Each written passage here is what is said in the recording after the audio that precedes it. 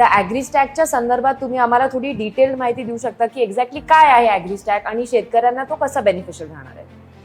भारतात जन्मणाऱ्या प्रत्येक व्यक्तीला आपण एक नंबर दिलेला आहे 10 आकडी, बरोबर. त्याला आधार नंबर आहे.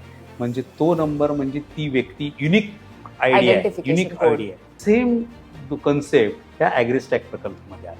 ओके. याच्यामध्ये काय आहे की मी एक शेतकरी आहे. माझी शेती सिन्नर तालुक्यातल्या दापूरला 2 एकर आहे, दोडीला माझी 2 एकर आहे. अशी वेगवेगळ्या ठिकाणी माझी शेती आहे, पण मी शेतकरी एक आहे. तर मी हा शेतकरी म्हणून माझा एक युनिक आयडी असेल. ओके.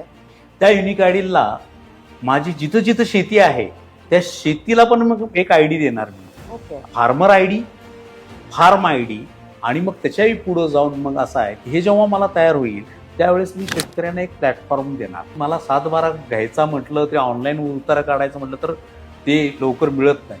ह्या सिच्युएशनला तुम्हाला काहीही करायची गरज नाही, कारण तुमचा ऑलरेडी फार्म आयडी इटसेल्फ तुम्ही आहे. Eligible. तुम्हाला जस्ट तुमचा फार्म आयडी आणि फार्मर आयडी टाकला की तुम्ही काय लावलेलं हे ऑलरेडी ती सिस्टीमला लोड असणार आहे.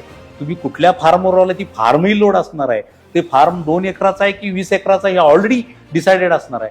दुसरं, ह्याच्याशी मी आधार लिंक केल्यानंतर मला ते पैसे किती भरायचे आहेत ही सांगायची गरज नाही. मला फक्त आधार नंबर टाकला, माझ्या अकाउंटमधनं 100 रुपये माझा विम्याचा रक्कमही त्याच्यात जाणार आहे. मला तेही काही हे गरज नाही. तर मला बँकेत कर्ज प्रकरण करायचं आहे. उद्या बँकेवाले ही कागद नाही, तुझ्या ह्या फाईलमध्ये हे नाही असं म्हणायची गरज नाही. त्याला फक्त मी जाणार, माझा हा फार्म आयडी आहे आणि तो फार्म आयडी टाकून बघा तुमच्या सिस्टीमला. तुम्हाला फक्त क्लिक करायचं आहे की यस की नो म्हणायचं आहे. इव्हन गव्हर्नमेंट ही सेट करणार आहे की कांदा पिकासाठी कर्ज देण्यासाठी तिची लिमिट 3 लाखाची आहे. त्याच्या मी तो नाही म्हणणार मी तुला 1 लाख देईल.